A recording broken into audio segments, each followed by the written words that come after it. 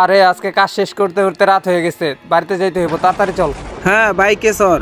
আকাশে প্রচুর পরিমাণ মেঘ ডাকাডাকি করতেছে, মনে হইতেছে ঝড় বৃষ্টি হবে। আল্লাহ ভালো জানে আজকে বাড়ি পর্যন্ত পৌঁছাতে পারবো কিনা। বাড়ি তো অনেক দূর, যাইতেও সময় লাগবে রে। কি ব্যাপার, হুট করে গাড়িটা বন্ধ হয়ে গেল? আচ্ছা, গাড়ির তেল তো আবার শেষ হয়ে গেল না? আরে তেল শেষ হবে কেন, একটু আগেই তো তেল ভরে আসলাম। হ্যাঁ, আসার আগেই তো তেল ভরে নিয়ে আসলাম, আমার তো মনে ছিল না। আচ্ছা তুই পিছনে বসে থাক, আমি আবার স্টার্ট দিতাছি। মনে হয় ইঞ্জিনে কোনো সমস্যা হয়েছে। তাহলে এখন কি করা যায়? রাত তো এখন অনেক হয়ে গেছে, আশেপাশে গ্যারেজ আছে কিনা তাও তো জানি না। আরে এমনিতেই রাত অনেক বেশি হয়ে গেছে, তার মধ্যে আবার হুট করে গাড়িটাও নষ্ট হয়ে গেল। দেখে আমি একটু চেষ্টা করে স্টার্ট হয় কিনা। আরে ইয়ার স্টার্ট হ তাড়াতাড়ি হ। আরে আশেপাশে তো অনেক নির্জন। আরে আশেপাশে একদম নির্জন, একটা মানুষও তো দেখতাছি না রাস্তাতে। তো এখন কি করব? চল তাহলে আমরা একটা কাজ করি, এই গাড়িটা আমরা ঠেলে ঠেলে নিয়ে যাই। তাছাড়া কি করব এখন? আরে এই সময় আবার বৃষ্টিও নামলো। আরে নাতিরা, এত গভীর রাইতে এখানে? তোমাদের কি গাড়ি নষ্ট হয়ে গেছে? হ্যাঁ দাদু, আমাদের গাড়িটা নষ্ট হয়ে গেছে। তা আপনি কিভাবে জানলেন? আর এত রাত্রেবেলা আপনি এইখানে? আমি সবই জানি, আর এখানে আমার একটা বাসা আছে। তোমাদের যদি কোনো সমস্যা না থাকে এখানে আজকে রাতটা থাকতে পারো। এমনিতেও রাত অনেক হয়ে গেছে, তার মধ্যে আবার বৃষ্টি পড়তেছে। রাকিব, কি বলিস, থাকবি? আচ্ছা তুই যেটা ভালো মনে করিস। আচ্ছা তাহলে চল যাই দাদুর সাথে, আজকে রাতটা এখানে কাটাই দিই, কালকে সকাল হইলে চলে যাবো। তাড়াতাড়ি করে আসো নাতিরা, তোমাদের বৃষ্টিতে ভিজলে ঠান্ডা লাগবে। আর তোমাদের রুমটা দেখিয়ে দিতেছি, এই যে এই রুমটাতে তোমরা থাকবা। আচ্ছা দাদু, ঠিক আছে। আর আজকে এই বিপদের মধ্যে যদি আপনি না থাকতেন তাহলে যে কি একটা অবস্থা হইতো আমাদের। ওকে, সমস্যা নাই। তোমরা কি খাবার টাবার খাবে?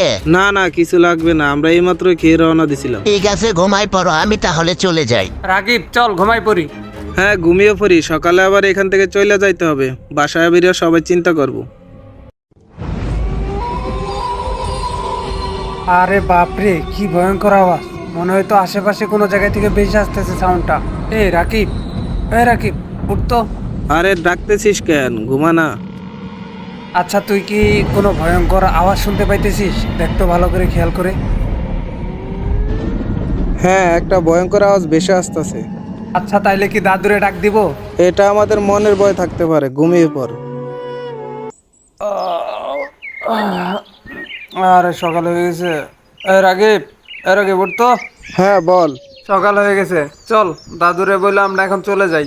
ও সকাল হয়ে গেছে, আচ্ছা চল তাহলে দাদুকে বলে আমরা এখান থেকে চলে যাই।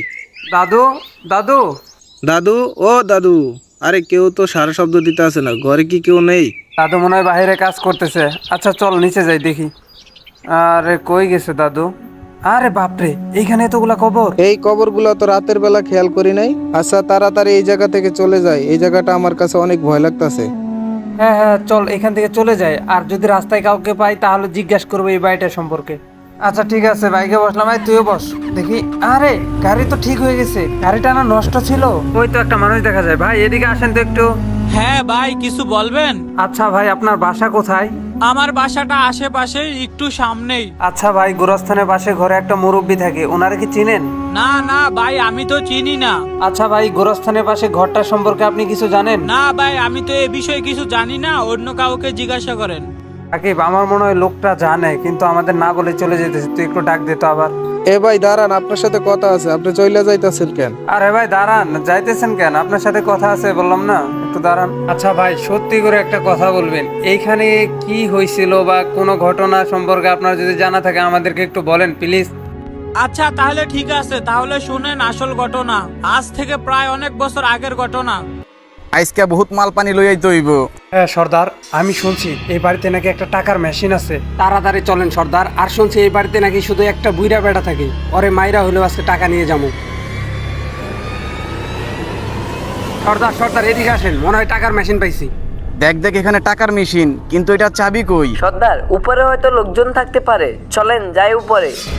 হ্যাঁ সর্দার, প্রত্যেকটা রুম ভালোভাবে দেখতে হবে, যেভাবে হোক এইখান থেকে খালি হাতে ফেরা যাবে না। সর্দার, উপরেও তো আরেকটা রুম আছে। আচ্ছা উপরে ওঠ, আর প্রত্যেকটা রুম ভালো করে দেখ। আচ্ছা ঠিক আছে, তোমরা নিচে দেখো, আমি উপরে দেখতেছি। সবাই এই রুমটাতে আয়, একজনরে পাইছি। ওই বুইরিয়া এটিএম মেশিনের চাবি দে, তাইলে তোরে সাইডা দিমু। আরে তোমরা কারা? আর ওই এটিএম মেশিনটা নষ্ট হয়ে গেছে। বুইড়া, জানের মায়া থাকলে তাড়াতাড়ি চাবি দে। মার গুলি শালারে, এখনো সময় আছে, ভালোই ভালোই ক এটিএম মেশিনের চাবি কই? তোমরা আমার কথাটা বিশ্বাস করো, ওই মেশিনটা অনেক দিন আগেই নষ্ট হয়ে গেছে। সর্দার ওই মিছা কথা কইতাছে, ওরে মাইরা ফেলি। ওরে মাইরা ফেল একদম। উইরা এখন আলামর। সর্দার ও তো একদম মারা গেছে। আরে ও তো একদম মইরা গেছে, চল এখান থেকে পালাইতে হবে পুলিশ আসার আগে। হ্যাঁ হ্যাঁ, ভাগতে হবে।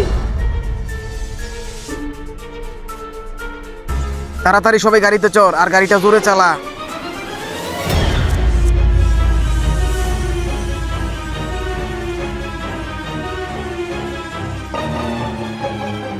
আরে বাপরে, এই ঘটনা!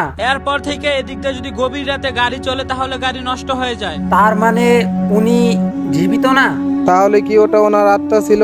হ্যাঁ, ওইটা ওনার আত্মা ছিল। আর ওনার কথা শুনে যে একবার এই ঘরের ভিতরে ঢুকে সে আর জীবিত ফিরতে পারে না।